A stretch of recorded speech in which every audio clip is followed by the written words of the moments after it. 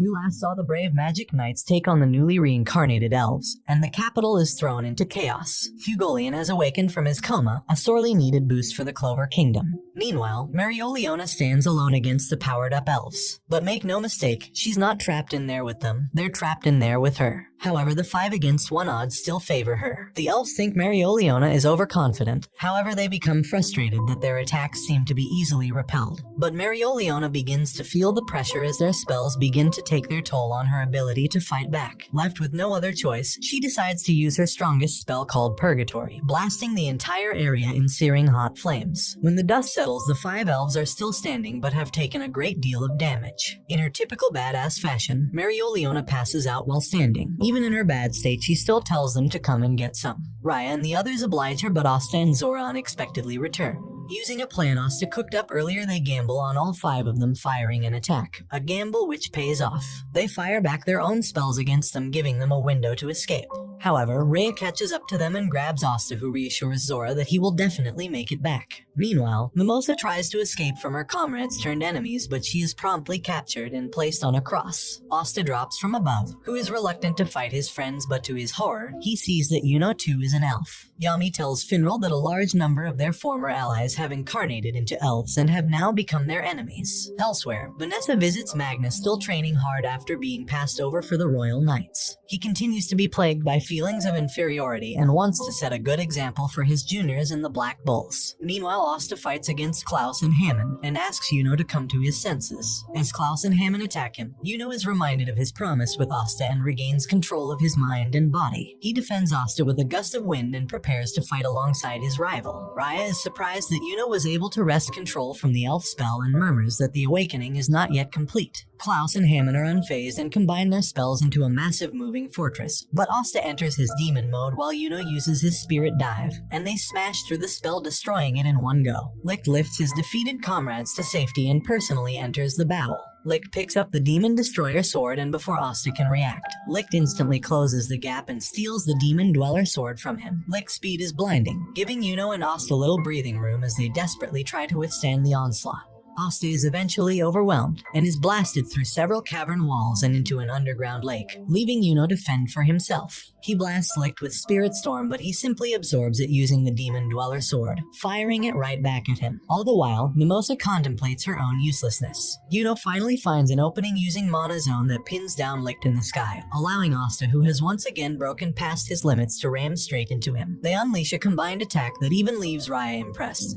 However, it is still not enough. Licht simply blocks it with the sword and unleashes a powerful nova, blasting everything around him. Licht's devastating attack leaves a giant crater in its wake. They are soon joined by the other elf incarnates, and after exchanging pleasantries, they head for the royal capital on their flying fortress. Fortunately, Asta, Yuno, and Mimosa survive the attack and regroup with Zora along with the still unconscious Marioliona. En, Nozel, Noel, and Kirsch soon arrive one after the other and all report having encountered the elves. They cautiously eye Yuno, but he is just built different as he's able to resist the ancient reincarnation magic. Nozel uses a magic tool that slowly heals the injured magic knights. Nozel receives an alert from one of his squad members that the royal capital is also up in flames at the hands of the elf incarnates. Noel points out that Luck's lightning spells did not hit her, and that she managed to escape him despite Luck being famed for his speed. She hypothesizes that if Yuno is able to resist the spell, the others can too. With the goal of rescuing their friends, they make plans to head to the capital at once. Meanwhile, Hage Village observes the elf castle float by above them, and they are attacked by one of the elf incarnate magic knights who begins slowly poisoning them. Asta and Yuno notice Hage being attacked, and Nozel allows them to defend it. Mel wants to go as well, but Nozel says he needs her with him, a far cry from when he told Noel she was useless. As the villagers are dying, Sister Lily puts up a desperate last stand against the far superior elf knight. Wanting to emulate Asta's courage, Nash performs a banzai attack.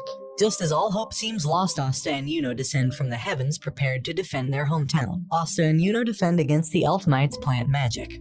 But significant damage has been done to the village and many have been poisoned or impaled on vines. Sister Lily and the children watch as the two of them defend their village. They reminisce about how they would always look forward to Asta and Yuno's letters, and their exploits are proud to see them grow. Asta notices that Father Orsi continues to writhe in pain and leaves Yuno to fight on his own for now. But to Asta's surprise, not even his Demon Slayer sword can dispel the magic, as the effects are no longer from the spell, but from the poison itself.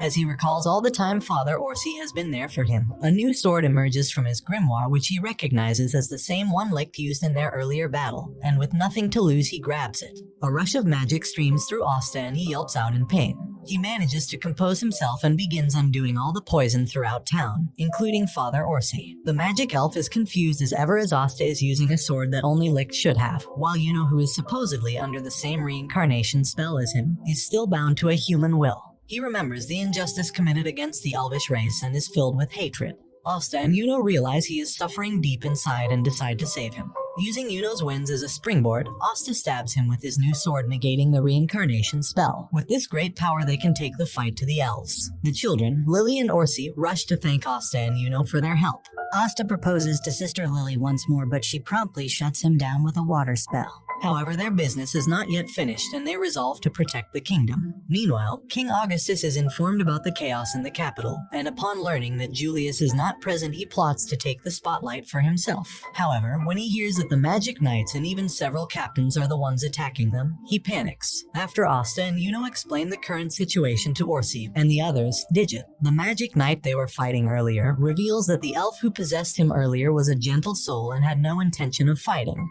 They decide to return to defend the capital, and they take Digit with them. As they leave, Orsi and Lily bid them farewell and look to them as the hope of the Clover Kingdom. Meanwhile, Magna and Vanessa, still oblivious to the state of the nation, spot the floating castle floating above them. Luck then decides to have some fun and descends upon a nearby town. Likewise, Asta and Yuno sense two areas with high concentrations of mana, and Digit suspects a Magic Knight attacking civilians is the cause. They decide to split up to help both at once and agree to meet later at the royal capital. Luck descends on the town and begins to cause mayhem. Magna and Vanessa respond to the chaos and are surprised to find Luck laying waste to the town. The elf possessing Luck introduces himself as Lufalu and tells them that Luck is no more. Vanessa quickly gets a grasp of the situation and surmises that Luck is under the effects of reincarnation magic, while Magna realizes that the assault on the Midnight Sun base failed. Lufalu tries to attack Magna, but he ends up hitting nothing but air thanks to Rogue's powers over fate. Magna and Vanessa work together to try and stop Lufalu. Magna's fire scatter shots fail to find their mark, but they are successful in pressuring Lufalu despite the difference in their speed. Magna finally gets up close and personal with Lufalu, grabbing onto him to ensure he doesn't escape.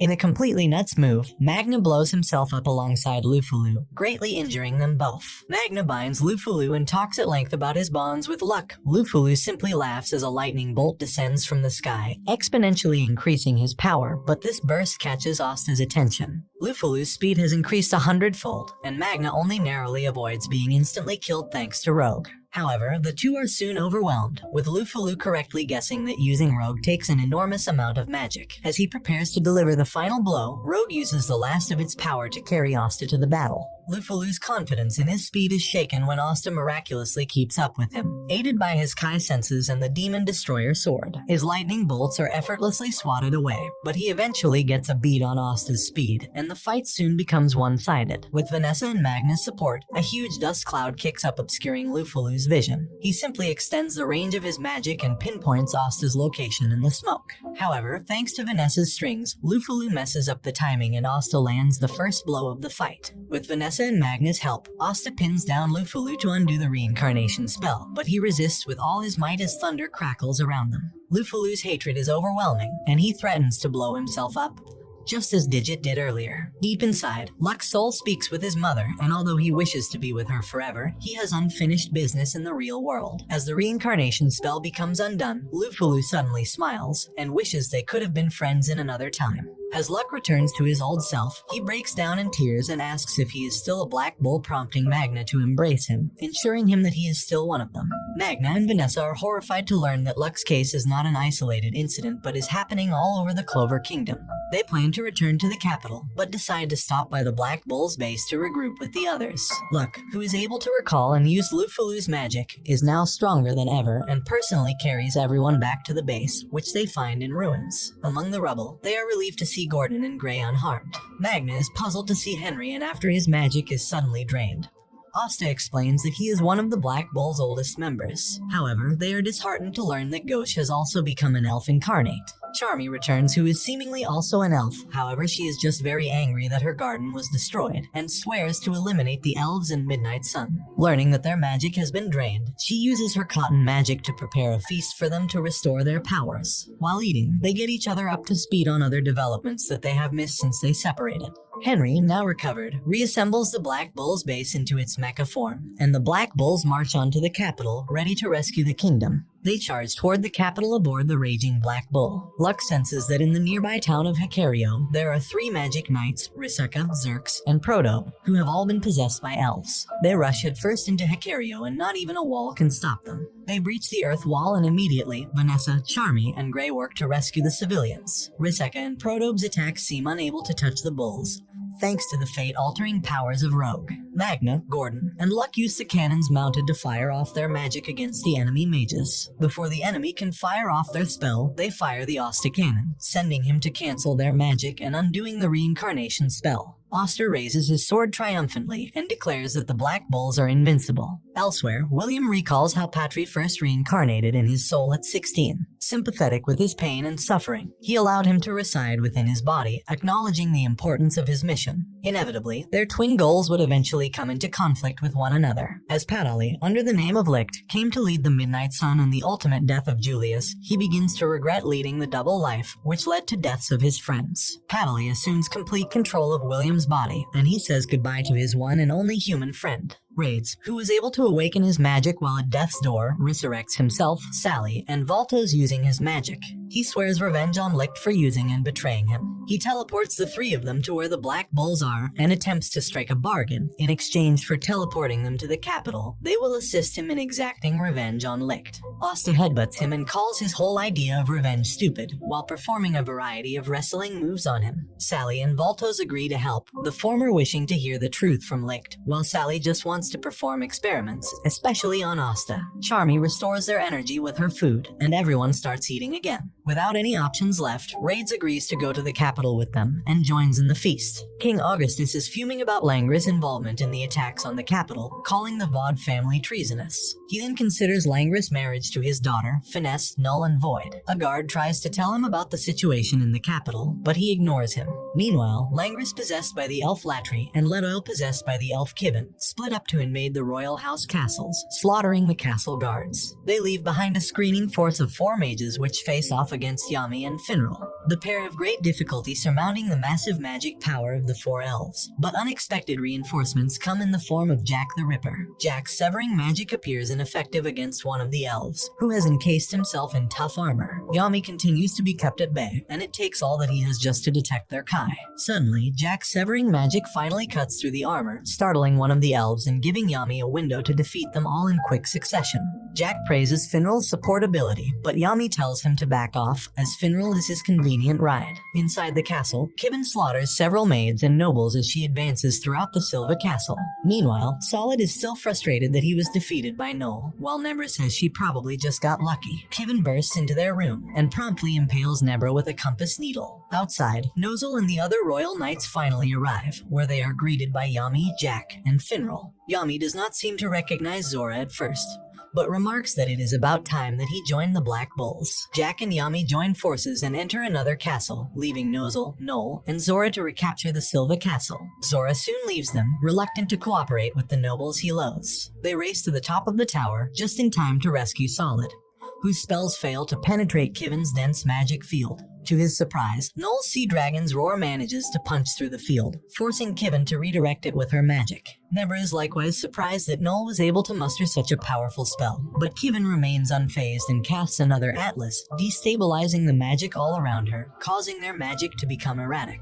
However, Kivin's own magic is unaffected, as her needles still find their mark on Nozel's arm. Noel remarks that she can still fight, and Nozel invites her to fight alongside him, now recognizing and acknowledging her power. Months prior, Nozel Nozel tells Noel she will be assigned to the Black Bulls, known as the worst of the worst, stuck doing meaningless fetch quests. Back in the present, Noel and Nozel show their bravado, but neither are able to cast any meaningful magic in the erratic chaos of another atlas. Noel gets a reckless idea, and with Nozel's help, she floods the entire chamber with water, forcing Kivin to undo her spell. As she does, Nozel captures her and encases her in mercury. As the dust settles, Nozel acknowledges Noel's power, even if it was not befitting of a noble. He reveals that he had always cared for her, and because he was the spitting image of his mother, he refused to lose her too. He always meant to keep her as far away from danger as possible, which is the reason why he assigned her to the Black Bulls to begin with. He admits he was wrong, as she has grown to be a powerful young woman, and he apologizes. Suddenly, compass needles stab him from behind as Kivin has yet to be defeated.